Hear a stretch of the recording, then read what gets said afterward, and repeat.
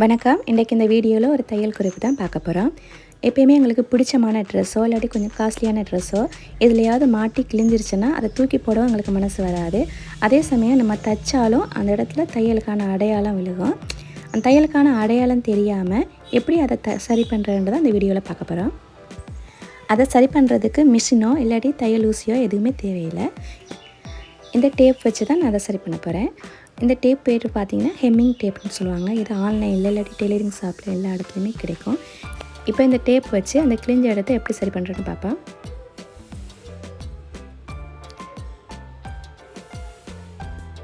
நான் ஃபஸ்ட்டு இந்த இடத்த கத்திரிக்கோலால் வெட்டுறேன்.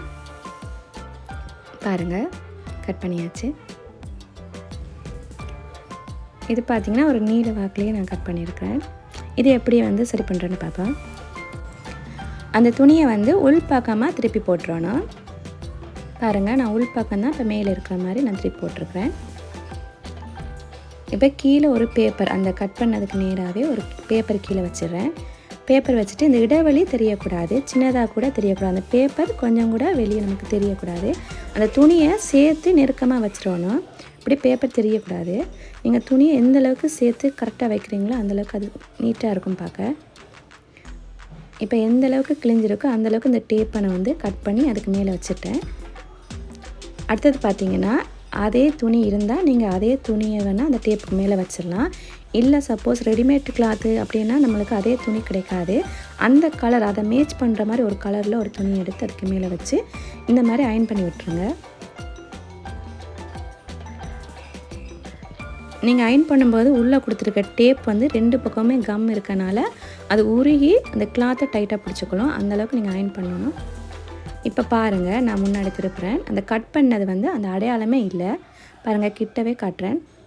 இப்போ நாங்கள் மிஷினில் தைச்சிருந்தால் கண்டிப்பாக இதில் பிடிச்சி தைச்சதுக்கான அடையாளம் லைட்டாவது தெரியும். இதில் பார்த்திங்கன்னா சுத்தமாக தெரியல. அடுத்தது இந்த மாதிரி கிழிஞ்சிருந்தால் அதை எப்படி ஒட்டுறேன்னு பார்ப்போம். சேம் அதே தான். கீழே பேப்பரை போட்டு இந்த கிளாத் வெளியே தெரியாத மாதிரி, அந்த பேப்பர் தெரியாத மாதிரி அந்த கிளாத்தை ஒட்டியே வச்சுக்கணுங்க. அந்த துணி எந்த ஷேப்பில் கிழிஞ்சிருக்கோ அந்த ஷேப்பில் அதை புல் பண்ணுற மாதிரி இந்த டேப்பை அதே அளவுக்கு கட் பண்ணி அப்படியே வச்சிடலாம்.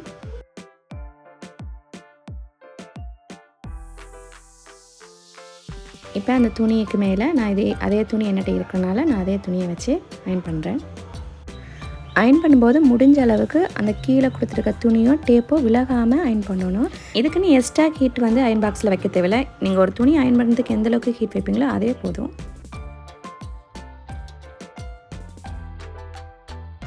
இப்போ இதையும் முன்னாடி திருப்பி பார்த்துடலாம். இந்த எக்ஸ்ட்ரா இருக்க கிளாத்லாம் கட் பண்ணிவிட்டு முன்னாடி திருப்பி பார்த்துடலாம். பாருங்கள், இதுவுமே ஒட்டினதுக்கான அடையாளம் பெருசாக தெரியாது. இதில் ரெண்டுமே பாருங்கள், நான் ஒட்டினது காட்டுறேன். ரெண்டுமே தெரியாது, பெருசாக ஒட்டினது தெரியாது. இந்த டேப் இதுக்கு தான் யூஸ் ஆகுமா அப்படின்னா இல்லை. இன்னும் டெய்லரிங்கில் சின்ன சின்ன மிஸ்டேக் இந்த டேப்பை வச்சு சரி பண்ணிடலாம். அது எதுன்னு பார்ப்போம்.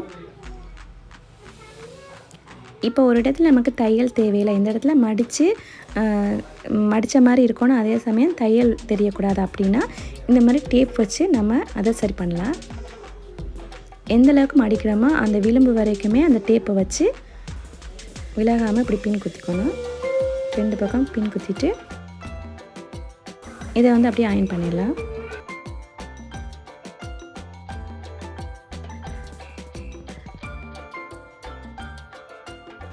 இப்போ பாருங்கள், அந்த டேப் தைச்ச மாதிரியே டைட்டாக பிடிச்சிருச்சு. இதுக்கு மட்டும் இல்லை, ஒரு சில லேஸ் நம்ம மிஷினில் தைக்காமே இந்த டேப்பை வச்சு கூட அதை நம்ம ஒட்டிக்கலாம். அடுத்தது பார்த்திங்கன்னா, புதுசாக தையல் பழகிறவங்களுக்கு அதிகமாக இந்த மிஸ்டேக்லாம் வரும். நம்ம ஒரு அளவு வச்சுருப்போம், கத்திரிக்கோலில் அளவுக்கு மீறி கொஞ்சம் அதிகமாக சில நேரங்களில் கட் ஆயிரும். அதை எப்படி அட்ஜஸ்ட் பண்ணுறேன்னு பார்ப்போம்.